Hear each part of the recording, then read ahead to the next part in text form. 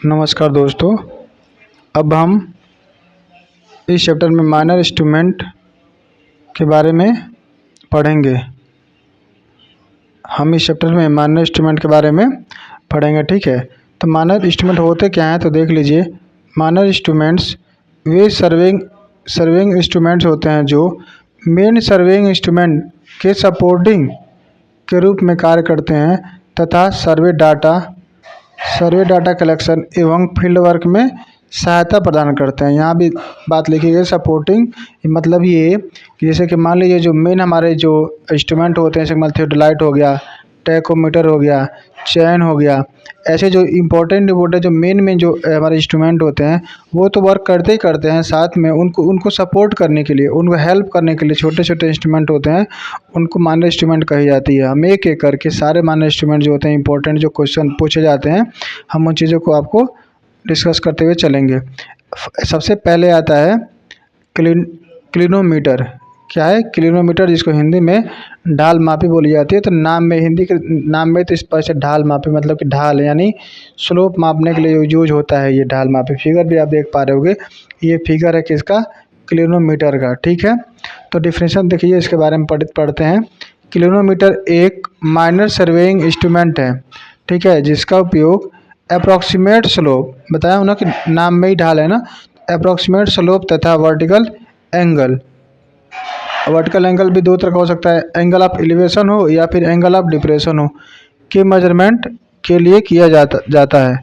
इसकी रीडिंग की सहायता से ग्रेडियंट निर्धारित किया जा सकता है। अब देखिए मैं समझाता हूँ आसान भाषा में।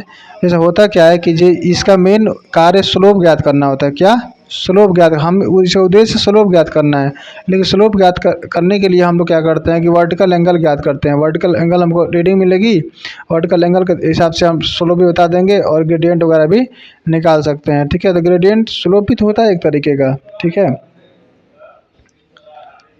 कंपोनेंट एंड फंक्शन की बात करें अगर हम, तो देखिए इसमें एक होता है रोटेटिंग डिस्क, ठीक है। रोटेटिंग डिस्क होता है जो सेमी सर्कुलर डिस्क होता है, मतलब पूरा सर्कल नहीं बना होता है, मात्र आधा सर्कल बना होता है, पूरा सर्कल नहीं बना होता है, ठीक है। ऐसे हाफ सर्कल ही बना होता है, इसलिए सेमी सर्कल डिस्क बोला जाता है। ये क्या करता है, एंगल मेजरमेंट के लिए हेल्प करता है, कौन, रोटेटिंग डिस्क। और फिर सेंसिटिव वायल या बबल ट्यूब, तो आप जानते हो ये क्या करता होगा, फिगर में देख के आसानी से समझ में आ रहा होगा कि ये लेवलिंग का कार्य करता है, ठीक है। और एक होता है ग्रेजुएटेड स्केल, तो वही जो ये जो ग्रेजुएटेड स्केल होता है, इसका काम रीडिंग करना होता है, कि यही रीड करने का काम कौन करता है, ग्रेजुएटेड स्केल करता है। फिर फ्रीली सस्पेंडेड नीडल यानी प्लम बब होता है, जो कि वर्टिकल रिफरेंस, मतलब यही रिफरेंस लेकर के हम एंगल को ज्ञात करते हैं। फ्रीली सस्पेंडेड नीडल एक बना देगी, एक एक्सिस बना देगी वर्टिकली, उसका रिफरेंस लेकर के हम एंगल को मेजर करते हैं। और टेलीस्कोप होता है जो कि साइटिंग के तौर पे कार्य करता है। इंपॉर्टेंट पॉइंट देखिए, इसके जो भी निकले हो क्या होगा, क्लिनोमीटर का दूसरा नाम इनक्लिनोमीटर भी बोलते हैं। तो क्लिनोमीटर का दूसरा नाम इनक्लिनोमीटर भी है। यह हिली एरियाज में उपयोग, ठीक है, यह मुख्यतः हिली एरिया में प्रयोग किया जाता है। यह अप्रॉक्सीमेट स्लोप तथा वर्टिकल एंगल हमने भी ऊपर बताया ही है, जिसमें एंगल ऑफ एलिवेशन हो सकता है, एंगल ऑफ डिप्रेशन हो सकता है, की मेजरमेंट के लिए प्रयुक्त होता है, ठीक है।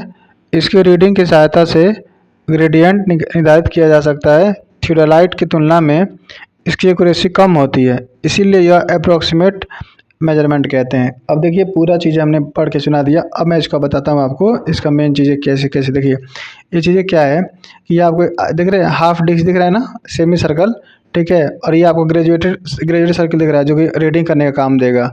और ये आपको टेलीस्कोप दिख रहा है जो साइटिंग के लिए यूज होगा। और ये आपका बबल ट्यूब दिख रहा है जो लेवलिंग के लिए कार्य होगा। इसको याद रखिए कि स्लोप ज्ञात करने के लिए यूज होता है, किसके लिए, स्लोप ज्ञात करने के लिए। और तो इस स्लोप ज्ञात करना तो ऐसे थोड़ा ज्ञात कर लोगे, तो इसके लिए एंगल ज्ञात करना होता है। क्या एंगल ज्ञात करोगे, वर्टिकल एंगल ज्ञात करेंगे और फिर उसके साथ स्लोप बता देंगे। स्लोप बता दिए तो मतलब तो कहीं ना कहीं ग्रेडियंट ही बता दिए। तो ये कुछ वर्ड्स हैं जो अगर तुमको डायरेक्ट स्लोप देखने को ना मिले तो एंगल भी देखने को मिल सकता है या ग्रेडियंट भी देखने को मिल सकता है, ये मतलब था। आगे देखते हैं अगला क्या है। अब इस पे कुछ क्वेश्चन मैं आपको करा दे रहा हूँ ताकि दिमाग में ये क्वेश्चन घुस जाए। तो which of the following instrument is use to measure the vertical angle in surveying. तो वर्टिकल आ गया ना, क्या वर्टिकल एंगल आ गया। तो वर्टिकल एंगल तो हम टेकोमीटर, थ्योडोलाइट, इन सबसे भी ज्ञात कर सकते हैं। लेकिन ऑप्शन में क्या है देखो, चैन से कर सकते हो, नहीं कर सकते। टेप से कर सकते हो, नहीं कर सकते। प्रिज्म से कर सकते हो, ठीक है। तो प्रिज्म का प्रयोग हम लोग किस लिए करते थे याद है कुछ, अरेंजिंग करने के लिए करते हैं, इसका अरेंजिंग करने के लिए कर रहे थे। तो बच गया क्या, क्लिनोमीटर, हमारे पास क्या हो गया, क्लिनोमीटर। अगला क्या, what is the another name of clinometer. अभी बताया हूँ कि इन क्लिनोमीटर भी इसका नाम होता है। तो इसका नाम, दो नाम हो जाता है, क्लिनोमीटर या इन क्लिनोमीटर, ठीक है। ये क्वेश्चन कर देने से थोड़ा याद हो जाएगा कि क्या चीज़ें पूछी जाती है, क्या इंपॉर्टेंट है, क्या आएगा, तो अच्छी रहती है ना, कॉन्सेप्ट क्लियर हो जाता है। What is the primary use of A clinometer. तो प्राइमरी यूज क्या होता है क्लिनोमीटर का, तो देखिए एंगल ऑफ स्लोप या वर्टिकल एंगल मेजरमेंट। तो ठीक है, बात है या एंगल ऑफ स्लोप लिख दिया या वर्टिकल एंगल ऑफ मेजरमेंट, ये बताया हूँ मैं आपको कि चीज़ क्लिनोमीटर से ज्ञात करी जाती है। Clinometer is used for measuring. तो क्या मेजर करने करते हो, फिर वही बात देखो, vertical angle and ground slope करी जाती है। बस थोड़ा बहुत वर्ड चेंज किया गया है ताकि समझ में आए कि चीज़ें कैसे कैसे घुमा सकता है, एक ही बात को घुमाया जा सकता है। तो clinometer is mainly use in which type of area. तो हिली एरिया, मैंने ऊपर बताया था कि हिली एरिया में इसका ज़्यादा प्रयोग करी जाती है। अब अगला क्या है, टेंजेंट क्लिनोमीटर। ये जो होता है ना अपना इंडियन है, इसको इंडियन क्लिनोमीटर भी बोला जाता है। यहाँ पे लिखा भी हूँ कि इसको इंडियन क्लिनोमीटर भी कहा जाता है, ठीक है। इसका भी काम वही होता है, एंगल ज्ञात करना भी, इसका काम भी एंगल ज्ञात करना है। तो क्योंकि ये भी तो क्लिनोमीटर ही होता है, ठीक है। तो इसका भी काम एंगल ही मेजर करना होता है। डेफिनेशन देख लीजिए थोड़ा सा। तो टेंजेंट क्लिनोमीटर एक मानक सर्वेइंग इंस्ट्रूमेंट है, ठीक है, जिसका उपयोग वर्टिकल एंगल, देख रहे हैं ये वर्टिकल एंगल इसमें भी ज्ञात करी जाती है, वर्टिकल एंगल के मेजरमेंट के लिए किया जाता है। इसे इंडियन क्लिनोमीटर भी कहा जाता है। तो ये ऊपर भी मैंने लिख करके दिखाई दिया है कि इंडियन क्लिनोमीटर भी इसको टेंजेंट क्लिनोमीटर को ही बोला जाता है, ठीक है। किस प्रिंसिपल का कार्य करता है देख लीजिए। तो टेंजेंट क्लिनोमीटर ट्रिग्नोमेट्री प्रिंसिपल या बोलो टेंजेंट लॉ पर कार्य करता है। तो ये जो जिसे हम निकालते हैं ना, टेन थीटा बराबर, इस फिगर को बनाया हूँ ताकि वो फार्मूला आपको दिमाग में बैठ जाए और याद हो जाएगा। तो इस त्रिभुज को देख के बताइए कि मैं बोलूँ आप यहाँ पर टेन ले लीजिए, तो क्या बोलेंगे, टेन ये ले जाती है लंब बटा आधार, पर परपेंडिकुलर बटा बेस लिया जाता है ना। तो एच बाई क्या हो जाएगा, डी हो जाएगा। और टेन तो कैसे हो जाएगा, टेन टेन थीटा बराबर क्या हो जाएगा, एच बाई डी। अच्छा तुम थीटा निकालना चाहोगे तो tan inverse H by D हो जाएगा ना, एच बाई डी। तो वही चीज़ को मैंने यहाँ लिखा हुआ है। तो आप इस फिगर से भी दिमाग में बैठ सकता है फार्मूला कि थीटा बराबर tan inverse H by D होता है, जहाँ थीटा क्या है वर्टिकल एंगल, एच क्या रीडिंग ऑफ ऑब्जेक्ट वेन, ठीक है, ये ऑब्जेक्ट वेन होता है, ठीक है। और डी क्या horizontal distance between I when and object when, ठीक है। ये जो फिगर है ना, ये इंस्ट्रूमेंट होता है उसके अंदर का ये फिगर मैंने थोड़ा जूम करके बनाया हुआ है ताकि चीज़ें समझ आ सके। अगला क्या है कि यूज, तो इसका यूज क्या होता है, तो वर्टिकल एंगल मेजर करने के लिए इसका यूज करी जाती है, ठीक है। स्लोप निर्धारित करने के लिए, तो भाई वर्टिकल एंगल ज्ञात कर लिए, स्लोप भी ज्ञात कर सकते हैं क्योंकि ये भी तो क्लिनोमीटर ही तो है। अगला ग्रेडियंट निर्धारित करने के लिए, तो इसका भी काम वही काम है, क्लिनोमीटर तो ये भी है, ठीक है। बस बनावट अलग हो गया है, हिली एरिया में इसका प्रयोग करते हैं, ठीक है। इंपॉर्टेंट पॉइंट निकाल लेते हैं। टेंजेंट किलोमीटर को इंडियन किलोमीटर भी कहा जाता है। यह ट्रिग्नोमेट्री प्रिंसिपल पर कार्य करता है, मुख्यतः वर्टिकल एंगल के मेजरमेंट के लिए प्रयुक्त होता है। इसकी सहायता से स्लोप ग्रेडियंट निर्धारित किए जा सकते हैं। प्लेन टेबल सर्वे में इसका व्यापक उपयोग किया जाता है, ठीक है। अब ये फिगर में लाया हूँ, फिगर में भी देख सकते हो कैसे दिखता है। यह इंडियन किलोमीटर, इसको बोलते हैं इंडियन किलोमीटर या टेंजेंट किलोमीटर भी इसको बोली जाती है, ठीक है।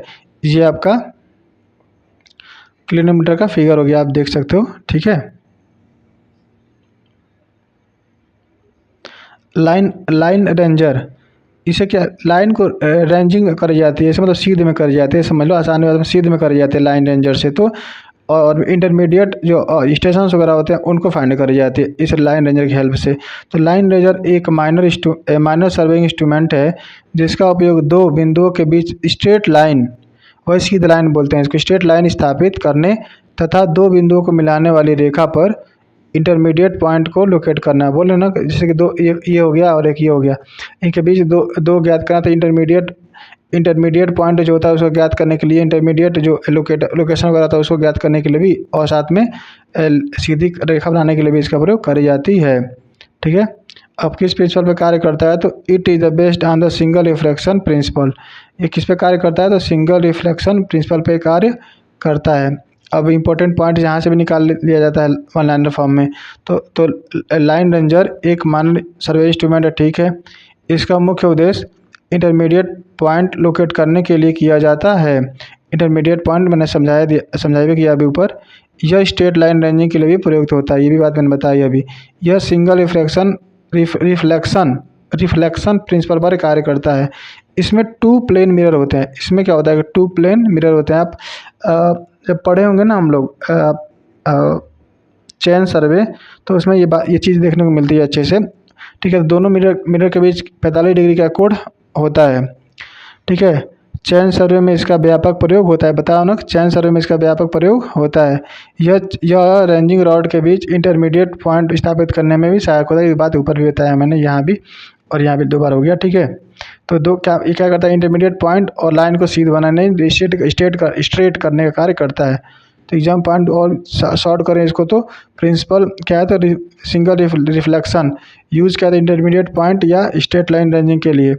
इंस्ट्रूमेंट टाइप क्या है, तो माइनर सर्वे इंस्ट्रूमेंट होता है। ये और भी शॉर्ट करके मैंने बता दिया आपको। अब क्या है, सेलोन घाट ट्रेसर क्या होता है, सेलोन घाट ट्रेसर क्या होता है, तो देख लीजिए। सेलोन घाट ट्रेसर का उपयोग हिली एरिया में रोड निर्माण के समय फॉर्मेशन कटिंग के दौरान ग्रेडियंट प्रदान करने के लिए तथा ग्राउंड स्लोप का अप्रॉक्सीमेट मेजरमेंट करने के लिए किया जाता है। तो जो सेलोन घाट होता है, इसका प्रयोग भी स्लोप फाइंड करने के लिए ही किया जाता है। और जब स्लोप मतलब वही ग्रेडियंट एक तरह का स्लोप ही तो होता है ना, यही तो होता है ना ग्रेडियंट। मान लीजिए ऐसे ये रोड जा रही है, तो ये रोड कितनी उठी हुई है लंबाई के रेस्पेक्ट में, ये तो ग्रेडियंट होता है ना भाई। तो वही बात हो गई, तो स्लोप भी तो वही बात हो गई। ठीक है। कंपोनेंट क्या होता है इसका, तो कंपोनेंट के बारे में देखिए, होता है इसमें होता है हालो ब्रास ट्यूब। क्या होता है, हालो ब्रास ट्यूब, जिसका peep hole at one end cross wire at another end, मतलब एक एंड पे पीप होल होता है जिसको देखा जाता है, और एक पे वायर लगी होती है। ठीक है। हॉरिजॉन्टल रैक बार इसमें होता है। क्या, हॉरिजॉन्टल रैक बार। स्लाइडिंग वेट, इसमें स्लाइडिंग वेट एक वेट होता है जो स्लाइड मूव करता रहता है इधर, तो मूव अलोंग द रेक बार, उसको मूव कराई जाती है इधर उधर। ठीक है। और फिर मूव करा करके काम करी जाती है। ए फ्रेम, इसमें hole provided at the top. ठीक है। मोस्ट इंपॉर्टेंट पॉइंट देखिए, जो पॉइंट इंपॉर्टेंट है वो उस पर ध्यान दीजिए। ठीक है। हिली एरिया में रोड सर्वे के लिए उपयुक्त होता है। कहाँ, हिली एरिया में। ठीक है। रोड सर्वे के लिए प्रयुक्त होता है। फॉर्मेशन कटिंग के दौरान ग्रेडियंट प्रदान करे जाते हैं। फॉर्मेशन कटिंग के दौरान ग्रेडियंट प्रदान करने के लिए सहायक है। ग्राउंड स्लोप का अप्रॉक्सीमेट मेजरमेंट करता है। फिर ये भी स्लोप का सब ऊपर बता दूंगा, इंपॉर्टेंट पॉइंट निकाल दे रहा हूँ ताकि ऊपर समझ में ना आया हो, तो ये चीज़ों को आप देख लोगे तो फिर क्या क्वेश्चन बनने वाला है, ये समझ में आ जाएगा। स्लाइडिंग वेट द्वारा आवश्यक ग्रेडियंट निर्धारित किया जाता है। तो स्लाइडिंग वेट द्वारा आवश्यक ग्रेडियंट निर्धारित किया जाता है। यह अप्रॉक्सीमेट रिजल्ट देता है, इसलिए प्रिसाइज मेजरमेंट के लिए उपयोग नहीं किया जा सकता।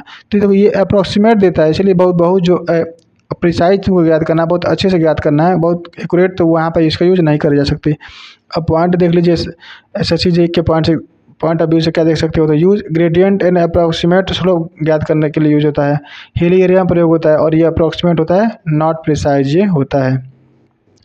अगला है हैंड लेबल। तो लेबल नाम से पता चल रहा है कि वो लेबल करने का कार्य करेगा ये।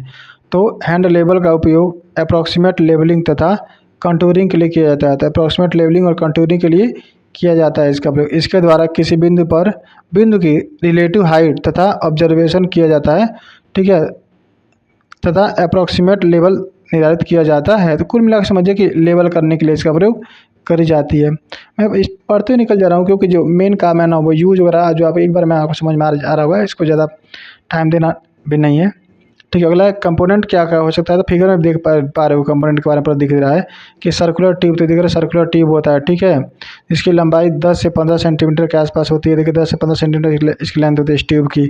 स्मॉल बबल होते हैं, तो ये स्मॉल बबल हो गया जो कि इसको लेबल करने बीचों बीच में आ जाएगा, मतलब लेबल हो गया।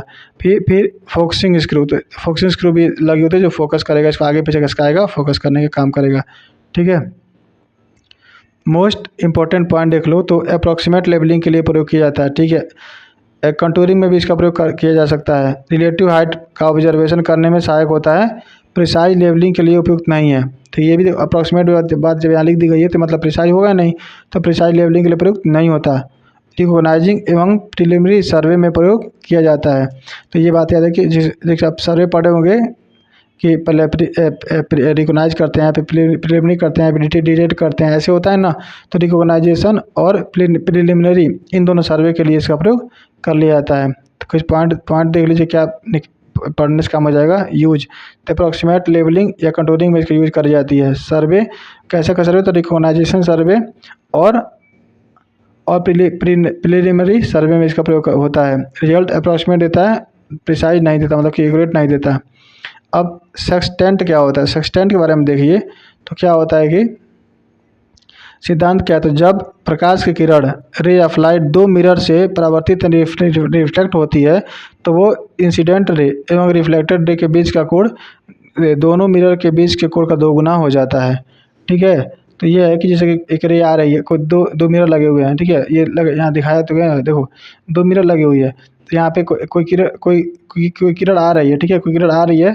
अगर वो टकरा के जाएगी तो उन दोनों के बीच का एंगल कितना हो जाएगा, 2 गुना हो जाता है, ठीक है। मिरर जितना पे मिरर लगा होगा, इसे लगा कितना लगा है थीटा पे, तो ये एंगल कितना हो जाता है 2 थीटा हो जाता है। ये बात याद रखना है बस। मेन पॉइंट क्या है देखिए यहाँ पे, तो यह एक रिफ्लेक्टिंग इंस्ट्रूमेंट है, रिफ्लेक्ट करता है, एक रेज आती है उसको रिफ्लेक्ट कर देता है, इसलिए रिफ्लेक्टिंग इंस्ट्रूमेंट है। यह 120 डिग्री तक के एंगल को 1 मिनट एक एक्यूरेसी के साथ माप सकता है, मतलब 120 डिग्री तक एंगल को बात 1 मिनट एक्यूरेसी के साथ क्या कर सकता माप सकता है। इसे सेंटेंट इसलिए कहा जाता है, सेक्सटेंट इसलिए कहा जाता है क्योंकि इसका लिम्ब एक पूर्ण सर्किल का 1/6 1/6 होता है, ठीक है। तो इसको जो इसका लिम्ब होता है ना, एक सर्किल का 1/6वां हिस्सा होता है, इसीलिए इसको सेक्सटेंट बोला जाता है। इसका मुख्य उपयोग हॉरिजॉन्टल एंगल एवं वर्टिकल एंगल के मेजरमेंट में किया जाता है। तो इसका मुख्य क्या करते हैं, हॉरिजॉन्टल एंगल एवं वर्टिकल एंगल में करी जाती है, ठीक है। इसका व्यापक उपयोग हाइड्रोलिक सर्वे एवं मैराइन नेविगेशन तथा एस्ट्रोनॉमिकल ऑब्जर्वेशन वगैरह में करी जाती है, इसका मेन, ठीक है। ये फिगर में आप देख लीजिए, ये है फिगर में आपका सेक्सटेंट, ठीक है। टेलीस्कोप लगा होता है, इसमें इंडेक्स मिरर होता है, ठीक है। ये लिम्ब, ये देख रहे हो, ये लिम्ब है आपका, ये लिम्ब हो गया आपका, ठीक है। ये माइक्रो ड्रम लगा होता है, ठीक है। तो ये फिगर आप देख करके दिमाग में बैठा सकते हैं। ये देख लीजिए, तो इम्पोर्टेंट फैक्ट है यहाँ पे, जैसे कि क्या होता है ना कि लिम्ब जो होता है सर्कल का 1/6 बताया था, 360/6 करोगे तो 60 डिग्री प्रति डिवीजन, ठीक है। 1/6 होता है ये लिम्ब, इसलिए इसको सेक्सटेंट बोलते हैं। बस ये बात, ये सब चीज़ें इसलिए क्या हूँ ताकि बातें कुछ दिमाग में घुसे, ठीक है। अगला है प्लेनीमीटर। क्या है प्लेनीमीटर, तो इसके बारे में देखते हैं। तो प्लेनीमीटर का उपयोग इरेगुलर शेप वाले मैप के एरिया कैलकुलेट करने में करते हैं। तो मतलब एरिया कैलकुलेट करने में इसका यूज़ करते हैं। किस लिए, एरिया, जैसे कि मतलब ट्रायंगल हो गया, सर्कल हो गया, तुम उसको तो ज्ञात कर सकते हो फार्मूला से, लेकिन ऐसे जिसका फार्मूला लगा के यूज़ नहीं कर सकते हो, इरेगुलर शेप का है, तो क्या करते हो उसका प्लेनीमीटर से क्या करते हो उसका एरिया फाइंड करा जा सकता है। इसमें देखो, इस फिगर को ज़रा ध्यान से देखो, इसमें क्या कि ये क्या इसको बोलते हैं एंकर आर्म, क्या बोलते हैं इसको, बोलते हैं एंकर आर्म, इसे बोलते हैं ट्रेसिंग आर्म। क्या बोलते हैं, 2 आर्म हो गया, एंकर आर्म और ट्रेसिंग आर्म, इसे बोलते हैं ट्रेसिंग पॉइंट इसे बोलते हैं एंकर पॉइंट। देख रहे हो, एंकर आर्म में लगा हुआ है एंकर पॉइंट और ट्रेसिंग आर्म में लगा हुआ है ट्रेसिंग पॉइंट, ठीक है। और ये स्लो मोशन करने के ये है क्या, स्लो मोशन करने के लिए स्क्रू लगा हुआ है, और यहाँ पे पॉइंट क्या लग रही है, पिवोट पॉइंट होगा तभी तो जाके घूमेगी, हमारे से घुमाना होगा तुमको। तो यहाँ पिवोट लगे हो गया, ऐसे पिवोट होगी तभी तो जाके गोल गोल ये घूम पाएगी तुमको आगे, ये गोल से घूम पाएगी ना, घूम कैसे पाएगी। यहाँ पे पिवोट पॉइंट लगी होती है, ये वेट होता है जिसको आगे पीछे तुम कर सकते हो, ठीक है। अगला क्या है, ये क्लैंप लगी होती है इसमें, फिर वर्नियर होता है, ठीक है, व्हील होता है, और काउंटिंग डिस्क कितना कितना। अभी देखो फार्मूला आएगा उसमें एन नंबर आएगा, एन आएगा इस फार्मूला में, ठीक है, जो कि बताता है कि ये कितनी बार तुमने इसको घुमाया हुआ है उस फिगर वगैरह पे, ठीक है। तो ये जो उसको काउंट कर लेता है, तो काउंटिंग डिस्क वहाँ से एन एन निकल के तुमको मिल जाता है, ठीक है। अभी चीज़ें देख ले, मेन बस ना समझो कि इससे एरिया ज्ञात कर जाते, वो इरेगुलर शेप का एरिया ज्ञात कर जाते, बस ये बात आपको याद रखनी है इंपॉर्टेंट वाली। कम देख लीजिए, पढ़ दे रहा हूँ चीज़ें कैसी होती है। तो ट्रेसिंग आर्म एवं ट्रेसिंग पॉइंट, ठीक है, तो यह प्लेनीमीटर की सबसे बड़ी भुजा होती है, आर्म होती है। इसकी लंबाई को टेंजेंट स्क्रू की सहायता से एडजस्ट किया जाता है। टेंजेंट इसकी लंबाई को टेंजेंट स्क्रू की सहायता से क्या करते हैं, एडजस्ट किया जाता है। इस आर्म के एक सिरे पर ट्रेसिंग पेपर होता है, जबकि दूसरे सिरे पर ड्रम असेंबली जुड़ा होता है, ठीक है। देखिए ये इस पॉइंट पे पेपर, इस ये एक पॉइंट ये हो गया, और ये आपका ड्रम जुड़ा हुआ है, ठीक है।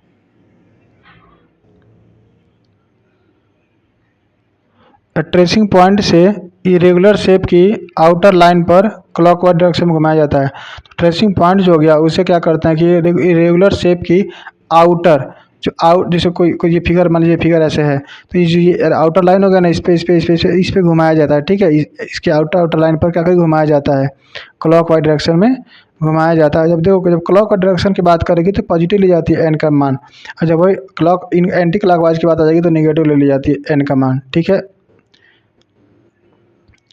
ये फिगर एक बार और आ गया। अब यहाँ देखिए, इस चीज़ को देखिए, यहाँ पे एंकर आर्म एवं एंकरिंग पॉइंट।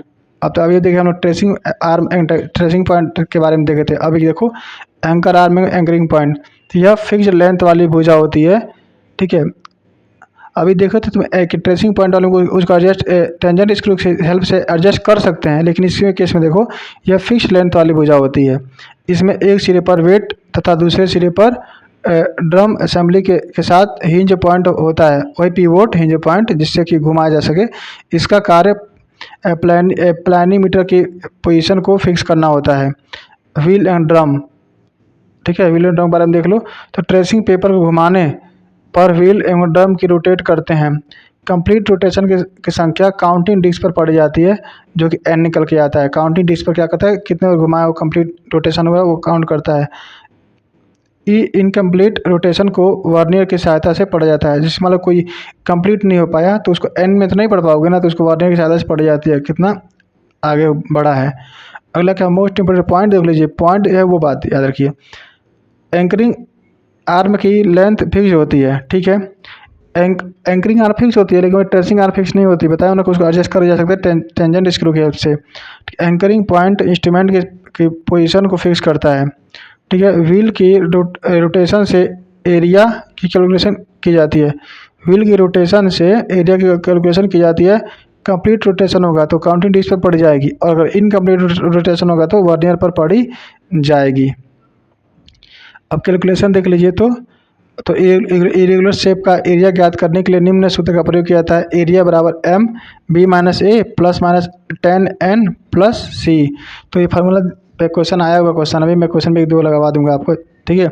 एम एरिया बराबर एम ब्रैकेट में B minus 1 plus minus 10n plus C. तो बी क्या होता है, एन क्या होता है, सब बताता हूँ अभी, देखिए यहाँ पे, ठीक है। एम क्या होता है कि मल्टीप्लाई कांस्टेंट बोलते हैं, जो कि प्लानोमीटर का स्थिरांक होता है, ये आपको मिलेगा जो रीडिंग को एक्चुअल एरिया में बदल देता है, ठीक है। तो ये मल्टीप्लाइंग कांस्टेंट होता है, जो कि आपको मिलेगा सवाल में। एम ए क्या है, इनिशियल रीडिंग, तो ट्रेसिंग के प्रारंभ करने से पहले की रीडिंग जो होती है उसे ए बोलते हैं। इनिशियल रीडिंग याद रखिए ए होता है, और बी फाइनल रीडिंग। तो पहले ए आता है ABCD में, तो ए इनिशियल हो गया और बी फाइनल हो गया, तो बी फाइनल रीडिंग हो गया। तो ट्रेसिंग को पूरा करने के बाद की रीडिंग क्या बोलते हैं, फाइनल रीडिंग, जिसको बी बोलते हैं, ठीक है। अब दोनों बी माइनस ए घटा दो, तो इनिशियल एवं फाइनल रीडिंग का अंतर को बी माइनस से कर लो, घटा कर लेकिन रख लो। एन क्या होता है, तो नंबर ऑफ रिवोल्यूशन, तो व्हील के कंप्लीट रिवोल्यूशन की संख्या होती है। व्हील के कंप्लीट रिवोल्यूशन की संख्या होती है ठीक है। एन क्लॉक डायरेक्शन में घूमोगे तो प्लस एन, बताया हूँ ना यह 10 इसलिए कि 10 बार घूम गया, यह 10 स्पेशल कोई बात नहीं है। फार्मूला में जो 10 था ना वही 10 लिख दिया गया है। ठीक है, तो क्लॉक वाइज डायरेक्शन में 10 है प्लस एन, प्लस प्लस के साथ हो गया, प्लस पे ध्यान दीजिए। और एंटी क्लॉक डायरेक्शन में गया तो माइनस के साथ हो गया। ऊपर भी एक बात मैंने आपको बताई थी कि जब क्लॉक वाइज जाए तो प्लस और एंटी क्लॉक वाइज तो माइनस हो जाता है। ठीक है। सी क्या है, कांस्टेंट ऑफ प्लेनीमीटर, इंस्ट्रूमेंट का कांस्टेंट होता है। सी भी क्या होता है, इंस्ट्रूमेंट का कांस्टेंट होता है सी। अब देखिए सी के बारे में कुछ इंपॉर्टेंट नोट देख लीजिए। तो यदि एंकर पॉइंट की पोजीशन एरिया की आउटसाइड हो, तब ऐसे बोल दे क्वेश्चन में कि जो एंकर पॉइंट की पोजीशन हो एरिया के आउटसाइड है, बाहर है, उस केस में सी बराबर जीरो हो जाता है, सी बराबर जीरो हो जाता है। लेकिन यदि एंकरिंग पॉइंट की पोजीशन एरिया के इनसाइड हो यानी सी का मान अंदर हो, तो एंकरिंग पॉइंट जो है अंदर हो एरिया के, तो सी का मान जोड़ा जाता है। ठीक है। तो ये देखिए पहले बी माइनस ए का अंतर ज्ञात कर लीजिए। जो जो एन आएगा उसमें 10 गुणा करा के उसको जोड़े घटा लीजिए, जो भी प्लस होगा जोड़िए, माइनस घटा लीजिए और फिर सी को जोड़ दीजिए। अगर अगर आउटसाइड है तो आउटसाइड है तो जीरो आ जाएगा, जोड़ना नहीं पड़ेगा। और इन साइड होगा तो जीरो, यहाँ पे कुछ ना कुछ वैल्यू होगा जोड़ लेंगे। और फिर सब में क्या करेंगे, एम से क्या गुणा करा देंगे। आसान भाषा में वो फार्मूला ऐसे ही याद कर सकते हो। अब देखो मैंने कुछ दे दिया है ताकि याद रहेगा। देखिए तो ये फॉर्मूला फिर देख लीजिए, एरिया बराबर एम बी माइनस ए प्लस प्लस माइनस लिख सकते हैं यहाँ पे, प्लस माइनस 10n प्लस सी। ठीक है, इंपॉर्टेंट पॉइंट देखो सी के बारे में लिखा हूँ मैं। If anchor point is inside the area use the given value of C. तो सी का वैल्यू आपको मिलेगा, कुछ ना कुछ वैल्यू देगा जो कि रखना होगा, फार्मूला यहाँ रखना होगा। और अगर if anchor point is outside the area, अगर बाहर चला गया तो सी का वैल्यू जीरो हो जाता है, जो कि यहाँ पे जीरो कर दोगे। तो और N is positive for clockwise और N is negative for anticlockwise. ठीक है, ये चीज़ मैंने बता रखा है आपको पहले से ही। अब चीज़ें एम क्या है, मल्टीप्लाई कांस्टेंट हो जाएगा, ए क्या इनिशियल रीडिंग हो जाएगा, बी क्या फाइनल रीडिंग हो जाता है, सी क्या कांस्टेंट हो जाता है, एन क्या नंबर ऑफ कंप्लीट रिवोल्यूशन और क्लॉक वाइज के लिए पॉजिटिव और एंटी क्लॉक वाइज निगेटिव। पूरी एक बार फिर मैं समराइज कर दिया फार्मूले को। अब न्यूमेरिकल कुछ एमसीक्यू देख लीजिए। तो planimeter is primary use for measure, किसके लिए प्लानीमीटर यूज होता है, तो बताइए एरिया ऑफ इरेगुलर शेप, किसके लिए, एरिया ऑफ इरेगुलर शेप के लिए प्रयोग होता है। तो यहाँ देखिए प्लानीमीटर का उपयोग किसी भी अनियमित आकृति का क्षेत्रफल मापने के लिए प्रयोग किया जाता है। तो answer area of irregular shape हो जाएगा इसका answer. If the anchor point of A, देखो ये if the anchor point of a planimeter lie outside of the area to be measured the value of the constant. देखो outside बोल दिया, क्या outside बोल दिया तो क्या देखो जीरो हो जाएगा ना। सबसे समझा रहा हूँ कि जब आउटसाइड की बात बोले तो एरिया सी के बाद जीरो हो जाता है, तो यहाँ पर सी का वैल्यू क्या हो जाएगा, जीरो हो जाएगा। अब देखिए ये न्यूमेरिकल देखिए, a planimeter is use to measure the area of an irregular figure. The following observation are recorded. देखो एम का वैल्यू दिया है 100 सेंटीमीटर स्क्वायर, ए का वैल्यू 3 पता नहीं कहाँ से रुक गया था, फैथोमीटर से पढ़ देता हूँ फिर से। तो फैथोमीटर एक ऐसी डिवाइस है जो इको साउंडिंग का उपयोग करके ओशियन तथा अन्य वाटर बॉडी की डेप्थ मापता है। ये देख लीजिए ओशियन जहाँ डेप्थ माप रहा है। फैदम किसी भी वाटर बॉडी की डेप्थ मापने के लिए यूनिट होती है फैदम, इसी के नाम पे बन गया फैथोमीटर। वीडियो रुक गया था तो फिर दोबारा पढ़ दे रहा हूँ। पैरालैक्स बार क्या होता है, पैरालैक्स बार का उपयोग स्टीरियोस्कोप फोटोग्राफ्स को देखते समय नेचुरल तथा मैन मेड फीचर्स के बीच हाई डिफरेंस ज्ञात करने के लिए किया जाता है। टेलीमीटर एक विशेष डिवाइस है जिसे टेलीस्कोप के ऑब्जेक्ट एंड पर, कहाँ लगाते हैं, ऑब्जेक्ट एंड पर लगाया जाता है। इसका उपयोग हॉरिजॉन्टल डिस्टेंस को सीधे मापने के लिए किया जाता है। ठीक है, हॉरिजॉन्टल डिस्टेंस को सीधे मापने के लिए किया जाता है। ठीक है, अगला है प्राइस मीटर। क्या है प्राइस मीटर, तो प्राइस मीटर एक प्रकार का करंट मीटर है। करंट मीटर जानते ही हो गया, पढ़े हाइड्रोलिक्स में पढ़े होगे ना। तो एक तरह का ये करंट मीटर ही होता है जिसका उपयोग वाटर वेलोसिटी को मापने के लिए प्रयोग किया जाता है। ये रहा आपका, ठीक है, प्राइस मीटर जो कि वाटर भी देख रहे होगे, इसकी वेलोसिटी भी मापी जाती है। अगला है साउंड सेंटेक्स। तो इसका क्या काम होता है, तो इसके बाद देख लीजिए। तो साउंड सेंटेक्स एक इंस्ट्रूमेंट है जिसका उपयोग हॉरिजॉन्टल तथा वर्टिकल एंगल को मापने के लिए की जाती है। ठीक है, तो ये हॉरिजॉन्टल एंगल मान लीजिए ऐसे बने होगी, हॉरिजॉन्टल एंगल और वर्टिकल एंगल दोनों ज्ञात करने के लिए की जाती है। साउंड सेंटेक्स की का यूज करी जाती है। अगर नॉटिकल सेंटेक्स, तो क्या है, नॉटिकल सेंटेक्स का उपयोग हाइड्रोग्राफिक सर्वेइंग, नॉटिकल जानते हैं क्या होता है, समुद्र वगैरह की दूरी मापने का एक यूनिट है ना। तो हाइड्रो मतलब पानी वगैरह, हाइड्रोलिक सर्वे में इसका प्रयोग करी जाती है। ठीक है, और देखिए सारा चीज़ जो था ना, तो उसको एक बार में हम देख लेना किससे क्या ज्ञात करा जाता है, इतने जो कन्फ्यूजन होगा क्लियर होगा किससे क्या ज्ञात करते हैं इन शॉर्ट में। देखिए किलोमीटर से स्लोप ज्ञात की जाती है। ठीक है, एक इंडियन किलोमीटर था, तो और एक नॉर्मल किलोमीटर, तो किलोमीटर से दोनों से स्लोप और वर्टिकल एंगल इत्यादि ज्ञात करते हैं। लाइन रेजर से रेंजिंग करी जाती है। ठीक है, हैंड लेवल से लेवलिंग की जाती है। सेक्सटेंट से क्या करते हैं, एंगल मेजर करते हैं। प्लेनीमीटर से इरेगुलर एरिया ज्ञात करते हैं। ठीक है, इरेगुलर एरिया। पेंटाग्राफ को कॉपी मतलब छोटा या बड़ा की जाती है, छोटा या बड़ा की जाती है, बताया था मैंने आपको। ठीक है, सब टेंस बार से क्या करता है, डिस्टेंस मेजर कर जाती है। फेदोमीटर से गहराई में मेजर कर जाती है। ठीक है, इको की हेल्प से। पैरालैक्स बार क्या होता है, इसे हाइट ज्ञात की जाती है। नेचुरल और मैनमेड जो चीज़ होती है उसकी हाइट डिफरेंस ज्ञात की जाती है। टेलीमीटर का क्या काम है, तो डिस्टेंस मेजर का काम करता है। प्राइस मीटर एक तरह का करंट मीटर होता है जिसका यूज वेलोसिटी मापने के लिए की जाती है। साउंडिंग सेंटेक्स क्या होता है, एंगल मेजर करने के लिए इसका यूज करी जाती है। ठीक है, अगला है नॉटिकल सेक्सटेंट, तो इसका इसका यूज हाइड्रोग्राफी में करते हैं, नॉटिकल सेंटेक्शन सेक्सटेंट का। ठीक है, अगला क्या है, अब देखिए वन लाइनर फॉर्म में भी आपको रिवीजन करवा दे रहा हूँ जल्द से जल्द, तो पूरी चीज़ें वन लाइनर फॉर्म में आ जाएगा। ठीक है, स्लोप मापने के लिए किस इंस्ट्रूमेंट का प्रयोग किया जाता है, तो किलोमीटर का। रेंजिंग थोड़ा बड़ा करता हूँ ना इसको।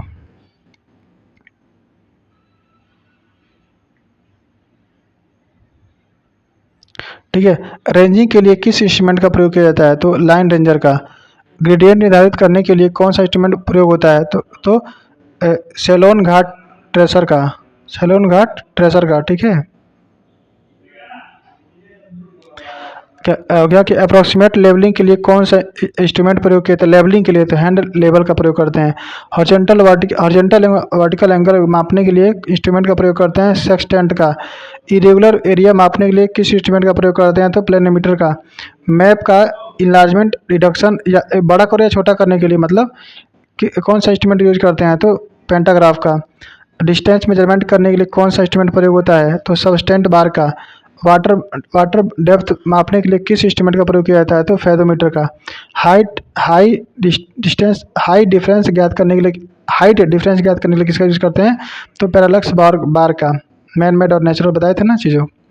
अगला देखिए, डिस्टेंस ज्ञात करने के लिए किस ऑप्टिकल इंस्ट्रूमेंट का प्रयोग करते हैं, ऑप्टिकल के बाद आएगा तो टेलीमीटर। वाटर बॉडी की वेलोसिटी मापने के लिए किस इंस्ट्रूमेंट का प्रयोग करते हैं, तो प्राइस मीटर। ठीक है, एंगल मेजर मापने के लिए मैराइन इंस्ट्रूमेंट कौन सा है, मैराइन वाला तो साउंडिंग सेंसटेक्ट है। हाइड्रोग्राफी कार्य में किस इंस्ट्रूमेंट का प्रयोग करते हैं, तो नॉटिकल सेक्सटेंट का। वर्टिकल प्लेन में स्लोप मापने के लिए किस इंस्ट्रूमेंट का प्रयोग करते हैं, तो क्लिनोमीटर का। दो खड़ी खाइयों के बीच सीधी रेखा तय करने के लिए किस इंस्ट्रूमेंट का प्रयोग करोगे, तो लाइन रेंजर का। ठीक है, स्टीप स्लोप पर ग्रेडियंट ज्ञात करने के लिए कौन सा इंस्ट्रूमेंट यूज करोगे, तो सेलोन घाट ट्रेसर का। फील्ड में रफ लेवलिंग के लिए कौन सा इंस्ट्रूमेंट यूज करोगे, hand level. Two distance point के बीच डिस्टेंस सबटेंड मेथड से मापने का इंस्ट्रूमेंट है क्या, तो subtense bar. Two distant point के बीच डिस्टेंट सबटेंस मेथड से मापने क्या करते हैं, तो सबस्टेंड बार होता है। ठीक है, वो इधर है डी बराबर CMS प्लस CA वाला वो।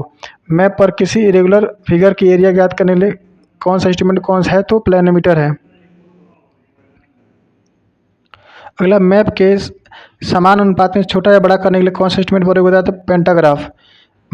वाटर बॉडी की डेप्थ इको द्वारा मापने के लिए कौन सा इंस्ट्रूमेंट प्रयोग होता है, तो फेदोमीटर। पैरालक्स मेथड से हाइट डिफरेंस पता करने के लिए इंस्ट्रूमेंट कौन सा होता है, तो पैरालक्स बार। फील्ड में इनविजुअल पॉइंट की रेंजिंग के लिए कौन सा इंस्ट्रूमेंट उपयोग होता है, तो लाइन रेंजर। एंगल मापने वाला पोर्टेबल मैराइन इंस्ट्रूमेंट कौन सा है, तो सेंसटेक्ट है। सेक्सटेंट सब टेंडेड एंगल के आधार पर डिस्टेंस मापने वाला इंस्ट्रूमेंट कौन सा है, सबटेंड बार है। चेन सर्वे में लॉन्ग रेंज तय करने के लिए कौन सा इंस्ट्रूमेंट उपयोग होता है, तो लाइन रेंजर। करंट मीटर किस फिजिकल क्वांटिटी को मापता है, तो वेलोसिटी। टेलीमीटर किस प्रिंसिपल पर कार्य करता है, तो स्टेडिया प्रिंसिपल पर। साउंड साउंडिंग सेंटेक्ट मुख्यतः किस कार्य के लिए प्रयोग होता है? तो एंगल मेजरमेंट करने के लिए।